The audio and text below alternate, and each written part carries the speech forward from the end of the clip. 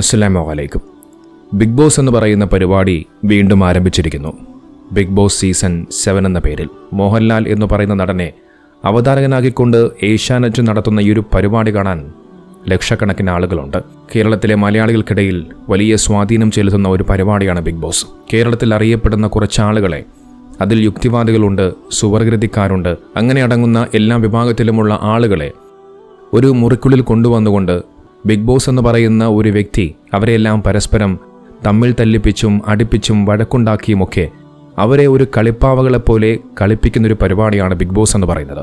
ഒരു കോൺട്രാക്ട് ബേസിലെത്തുന്ന ഇത്തരം മത്സരാർത്ഥികൾക്ക് ഈ പരിപാടി അവതരിപ്പിക്കുന്ന സംഘാടകർ നൽകുന്നത് ലക്ഷക്കണക്കിന് രൂപയാണ്. ബിഗ് ബോസ് എന്ന് പറയുന്ന പുതിയ സീസൺ ആരംഭിച്ച ഉടൻ തന്നെ സമൂഹ മാധ്യമങ്ങളിൽ എങ്ങു നോക്കിക്കഴിഞ്ഞാലും ബിഗ് ബോസുമായി ബന്ധപ്പെട്ടുകൊണ്ടുള്ള വീഡിയോ ക്ലിപ്പുകളും റീൽസുകളും മാത്രമാണ് കാണാൻ കഴിയുന്നത്. അതിൽ നിന്നും കേരളത്തിലെ ജനങ്ങൾക്കിടയിൽ ബിഗ് ബോസ് എന്ന് പറയുന്ന പരിപാടി എത്രത്തോളം സ്വാധീനം ചെലുത്തിയിട്ടുണ്ട് എന്നുള്ളത് നമുക്ക് വ്യക്തമായി മനസ്സിലാക്കാൻ കഴിയും.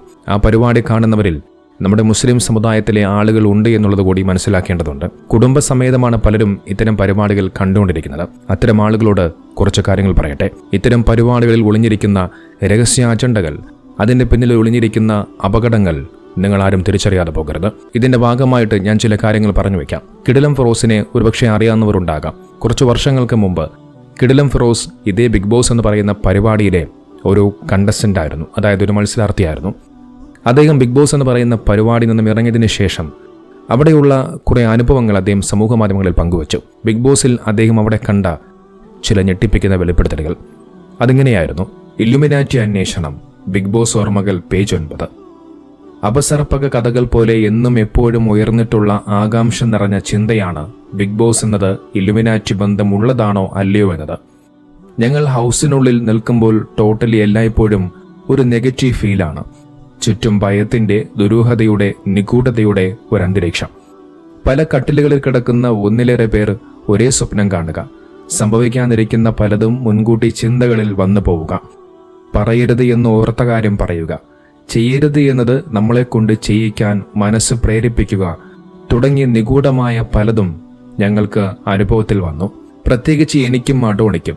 ബിഗ് ബോസ് ഹൗസിന്റെ മെയിൻ എൻട്രൻസ് ഗേറ്റിന് ഇരുവശവുമായി കാർപ്പറ്റിന് താഴെ ഒളിപ്പിച്ച നിലയിൽ കണ്ടെത്തിയ വിചിത്രമായ തകിടുകളും കവടിയും കണ്ടിടത്താണ് ആ അന്വേഷണം ശക്തമായത്.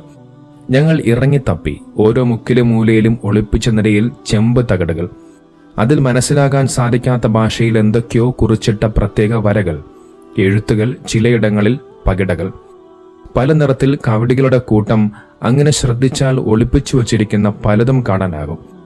ബിഗ് ബോസ് ലോഗോ തന്നെ ഒരു കണ്ണ് നമ്മളെ തുറച്ചു നോക്കുന്നത് പോലെയാണല്ലോ.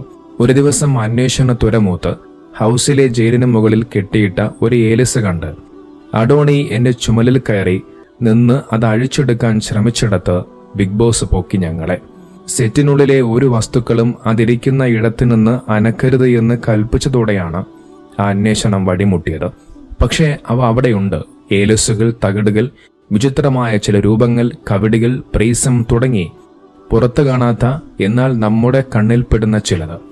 ചിലപ്പോൾ മനഃപൂർവ്വം മത്സരാർത്ഥികളുടെ മനോനിലയെ അസ്വസ്ഥമാക്കാൻ വേണ്ടിയാകാം, അല്ലെങ്കിൽ സെറ്റ് ചെയ്യുന്ന ടീമിന്റെ അന്ധവിശ്വാസ വാസ്തു റിലേറ്റഡ് ആകാം. അതുമല്ലെങ്കിൽ ഇല്ലുമിനാറ്റി തന്നെ ആയേക്കാം. സംഗതി അതിനുള്ളിലുണ്ട്. അതിനുശേഷം അദ്ദേഹം പിന്നീട് കുറേ കാര്യങ്ങൾ പറഞ്ഞു വെക്കുന്നുണ്ട്. പക്ഷേ ഞാൻ വായിച്ച ഈ ഒരു ഭാഗം അദ്ദേഹം ബിഗ് ബോസ് എന്ന് പറയുന്ന ഹൗസിനുള്ളിൽ കണ്ട നിഗൂഢമായ ചില അനുഭവങ്ങളെക്കുറിച്ചുള്ളതാണ്. ചില ഏലസുകളും തകിടുകളും ദുർമന്ത്രവാദവുമായി ബന്ധപ്പെട്ടുകൊണ്ടുള്ള പല കാര്യങ്ങളും അദ്ദേഹത്തിന് അവിടെ കാണാൻ സാധിച്ചുവെന്ന് അദ്ദേഹം തന്നെ പറഞ്ഞു വെക്കുന്നുണ്ട്. അദ്ദേഹത്തിൻ്റെ ഫേസ്ബുക്ക് പേജിൽ ഇപ്പോഴും ഈ പോസ്റ്റ് ഉണ്ട്. സംശയമുള്ളവർക്ക് പോയി കാണാം. ഇവിടെയാണ് ബിഗ് ബോസ് എന്ന് പറയുന്ന പരിപാടി ഒരു നിഗൂഢമായി മാറുന്നത്. നമുക്ക് ഇലുമിനാറ്റി എന്ന് പറയുന്ന നിഗൂഢ ശക്തികളെക്കുറിച്ച് ഞാനിതിനു മുമ്പ് ഒരു വീഡിയോ ചെയ്തിട്ടുണ്ട്. എന്താണ് ഇലുമിനാറ്റി, അത് ദജ്ജാലുമായി എങ്ങനെ ബന്ധപ്പെട്ടിരിക്കുന്നു എന്നുള്ളതിനെക്കുറിച്ചൊക്കെ കൃത്യമായി ആ വീഡിയോയിൽ പറഞ്ഞു വെക്കുന്നുണ്ട്. കാണാത്തവർക്ക് വേണ്ടി ഐ ബട്ടണിൽ ഞാൻ വീഡിയോ കൊടുത്തേക്കാം. ഒറ്റക്കടനായ ദജ്ജാലിൻ്റെ ഒറ്റക്കടിനെ സൂചിപ്പിക്കുന്ന സിംബലുകൾ ഇത്തരം ഇലുമിനാറ്റിയുടെ ഭാഗമായിട്ടുള്ള പല പരിപാടികളിലും കാണാൻ സാധിക്കും. നോക്കിവിടെ ബിഗ് ബോസ് എന്ന് പറയുന്ന പരിപാടിയുടെ പ്രധാനപ്പെട്ട ലോഗോ എന്ന് പറയുന്നത് ഒറ്റക്കണ്ണാണ്. പാശ്ചാത്യ രാജ്യങ്ങളിലായിരുന്നു ബിഗ് ബോസ് എന്ന് പറയുന്ന പരിപാടി ആദ്യമായി സംപ്രേഷണം ചെയ്യുന്നത്. അവിടെ ബിഗ് ബോസ് എന്ന് പറഞ്ഞുകൊണ്ട് കാണിക്കുന്നത് ഓപ്പൺ സെക്സും പല പേക്കൂത്തുകളും ഒക്കെയാണ്. ആ ഒരു പരിപാടി വലിയ രീതിയിൽ ജനശ്രദ്ധ ആകർഷിച്ചതോടുകൂടി പിന്നീട് ആ പരിപാടി കേരളത്തിൽ ഏഷ്യാനെറ്റ് സംപ്രേഷണം ചെയ്യാൻ തുടങ്ങി. ഇനി ഒരുപക്ഷെ കേരളത്തിലെ മലയാളികൾ ഇത്തരത്തിൽ ബിഗ് ബോസിന് അടിമപ്പെട്ട് കഴിഞ്ഞാൽ അവിടെ കാണിക്കുന്ന പലതും ഇവിടെ കൊണ്ടെത്തിക്കുകയും അതുവരെ കാണേണ്ട അവസ്ഥയിലേക്ക് എത്തിച്ചേരുമെന്നുള്ളത് കൂടി മനസ്സിലാക്കേണ്ടതുണ്ട്. കൊച്ചുകുട്ടികളിൽ പോലും ബിഗ് ബോസ് എന്ന് പറയുന്ന പരിപാടിയുടെ വിഷത്തിൻ്റെ അളവ് കുത്തി നിറയ്ക്കുകയാണ്. നോക്കൂ, ബിഗ് ബോസ് എന്ന് പറയുന്ന പരിപാടിയിലൂടെ ആളുകൾക്ക് എന്തു നന്മയാണ് കിട്ടുന്നത്? നേരെ മറിച്ച് പരസ്പരം അടിവെക്കലും പഴിചാരലും കുശുമ്പും അസൂയയും കുന്നായ്മയും അടങ്ങുന്ന ഒരു മനുഷ്യൻ്റെ മാനസിക നില തെറ്റിക്കുന്ന തരത്തിലുള്ള പല ചീത്തയായ സ്വഭാവങ്ങളുമൊക്കെയാണ് ഇത്തരം പരിപാടികളിലൂടെ നമുക്ക് കണ്ട് ആസ്വദിക്കാനാവുക. ഇപ്രാവശ്യത്തെ ബിഗ് ബോസിൻ്റെ സീസണിൽ ഏഷ്യാനെറ്റ് ലെസ്ബിയൻ കപ്പിൾസിനെ കൊണ്ടുവന്നിട്ടുണ്ട്. ആദില നൂറ എന്ന് പറയുന്ന ലെസ്ബിയൻ കപ്പിൾസ്. നോക്കി, എല്ലാ മതങ്ങളും തള്ളിക്കളയുന്ന, ആണും അതോടൊപ്പം പെണ്ണും പരസ്പരം വിവാഹം കഴിച്ച് ഒരുമിച്ച് ജീവിക്കുന്ന ലെസ്ബിയൻ എന്ന് പറയുന്ന ആ ഒരു ആശയത്തെ സ്വീകരിച്ചുകൊണ്ട് ജീവിക്കുന്ന രണ്ടുപേരാണ് ആദിലയും നൂറയും. അവരെ ഏഷ്യാനെറ്റ് എന്ന് പറയുന്ന പരിപാടിയിലേക്ക് കൊണ്ടുവന്നുകൊണ്ട് ഒരു പ്രിവിലേജ് ഉണ്ടാക്കാൻ ശ്രമിക്കുകയാണ് ഏഷ്യാനെറ്റ്.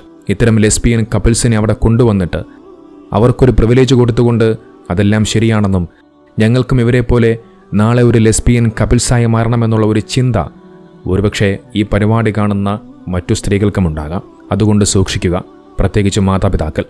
നിങ്ങളുടെ മക്കളെ നാളെ ഭാവിയിൽ അവർക്ക് നല്ലൊരു ജീവിതമാണ് നിങ്ങൾ സ്വപ്നം കാണുന്നത് എങ്കിൽ ഇത്തരം പരിപാടികൾ കാണാതെ അതിനെ ബഹിഷ്കരിക്കുകയാണ് വേണ്ടത്. നിങ്ങളുടെ മക്കളെ ഇത്തരം പരിപാടികളെ കാണാതിരിക്കാനുള്ള മാർഗങ്ങൾ നിങ്ങൾ സ്വീകരിക്കേണ്ടതുണ്ട്. ഒരു സമൂഹത്തിലേക്ക് തിന്മ കുത്തിനിറയ്ക്കുകയാണ് ഇത്തരം പരിപാടികൾ. പണ്ടൊക്കെ ദൂരദർശൻ എന്ന് പറയുന്ന ഒരൊറ്റ ചാനൽ മാത്രമേ ഉണ്ടായിരുന്നുള്ളൂ. പക്ഷേ ഇന്ന് ഇന്ത്യയിലെ പല ഭാഷകളിലായ ആയിരക്കണക്കിന് ചാനലുകൾ, മലയാളത്തിൽ തന്നെ 100-ലധികം ചാനലുകൾ, മാധ്യമ ചാനലുകൾ, സിനിമാ ചാനലുകൾ, എൻ്റർടൈൻമെൻറ്റ് ചെയ്യിപ്പിക്കുന്ന ചാനലുകൾ, അങ്ങനെ 100-കണക്കിനധികം ചാനലുകൾ. അത്തരത്തിൽ ചാനലുകൾ വർദ്ധിച്ചു വന്ന സാഹചര്യം വന്നപ്പോൾ ഒന്നാം സ്ഥാനത്തേക്ക് കയറുവാൻ വേണ്ടി ചാനലുകാർ പരസ്പരം പോരടിക്കാൻ തുടങ്ങി.